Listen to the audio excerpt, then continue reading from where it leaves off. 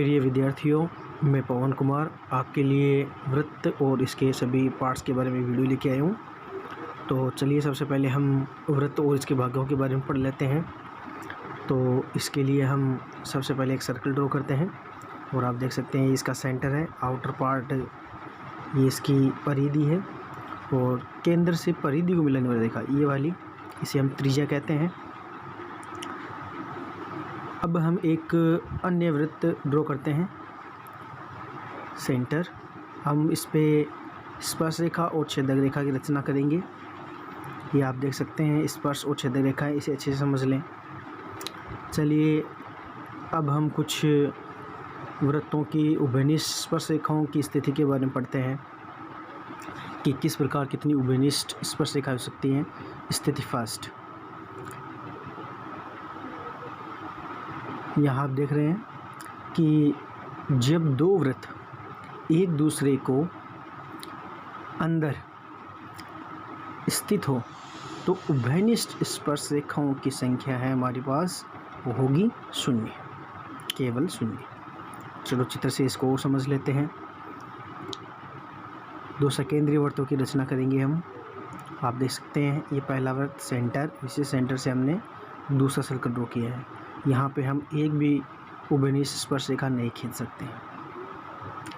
अब हम बात करते हैं स्थिति 2 की।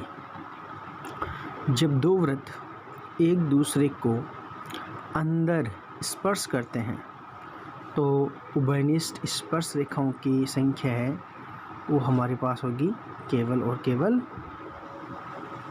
1। तो चलिए इसे भी हम एक चित्र बनाकर समझ लेते हैं अच्छे से। तो सबसे पहले हम सर्कल ड्रॉ किया, दूसरा सर्कल जो इसके अंदर स्पर्श करेगा। अब आप देख सकते हैं ये केवल एक टेंजेंट लाइन है, दोनों के सेंटर C1 तथा C2 है। अब हम बात करेंगे स्थिति 3। जब दो वृत्त एक दूसरे को बाह्य स्पर्श करते हैं तो उभयनिष्ठ स्पर्श रेखाओं की संख्या 3 होगी। चलिए इसे भी हम एक चित्र के थ्रू समझ लेते हैं। ये पहला सर्कल ड्रॉ किया हमने, सेंटर C1, ये दूसरा सेंटर C2, दोनों एक दूसरे को बाह्य स्पर्श कर रहे हैं। यहाँ पे आप देखेंगे स्पर्श रेखाएं पहली, दूसरी और तीसरी, इस प्रकार में 3 स्पर्श रेखाएं प्राप्त होगी। अब हम देखते हैं स्थिति नंबर 4। जब दो वृत्त एक दूसरे को प्रतिच्छेद करें तो उभयनिष्ठ स्पर्श रेखाओं की संख्या है केवल 2 होगी।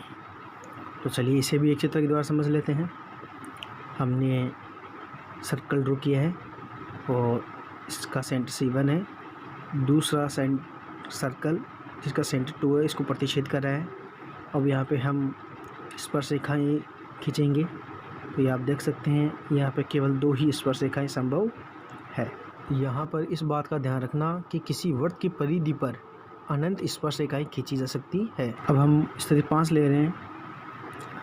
जब दो वृत्त एक दूसरे से दूर दूर हों तो हमारे पास उभयनिष्ठ स्पर्श रेखाओं की जो संख्या है वो केवल 4 होंगी। चलिए इसे भी एक चित्र की सहायता से हम समझ लेते हैं। तो ये हमने एक सर्कल ड्रॉ किया जिसका सेंटर C1 है। अब इससे एक दूसरा वृत्त जिसका सेंटर C2 है। अब दोनों वृत्त से एक दूसरे के ऊपर स्पर्श रेखाएं खींचेंगे हम। आप देख सकते हैं पहली, दूसरी, तीसरी और चौथी, यहाँ पर केवल 4 स्पर्श रेखाएं संभव है। अब हम पढ़ेंगे केंद्रों के बीच की दूरी ज्ञात करना।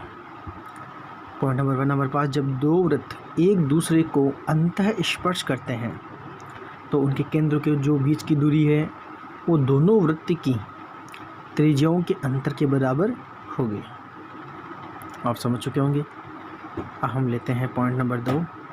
जब दो वृत्त एक दूसरे को बाह्य स्पर्श करते हैं तो उनके केंद्रों के बीच की दूरी दोनों वृत्त की त्रिज्याओं के योग के बराबर होगी। इसे आप अच्छे समझ लें एक बार दोबारा। अब हम वृत्त की परिधि और उसका क्षेत्रफल ज्ञात करने के सूत्र के बारे में पढ़ेंगे। तो देखिए हमारा एक सर्कल है त्रिज्या के साथ। तो हम सबसे पहले वृत्त का क्षेत्रफल ज्ञात करने का फॉर्मूला लिखते हैं। हमारे पास वृत्त का क्षेत्रफल ज्ञात करने का फॉर्मूला होता है पाई आर स्क्वायर, और वृत्त की परिधि जिसको सरकमफ्रेंस बोलते हैं का फॉर्मूला होता है 2 पाई आर। विद्यार्थियों, यदि आपको मेरा वीडियो पसंद आया है तो इसे लाइक एंड सब्सक्राइब करें, और जल्दी ही मैं आपके लिए इसका पार्ट 2 लाने वाला हूँ। Thanks for watching. धन्यवाद।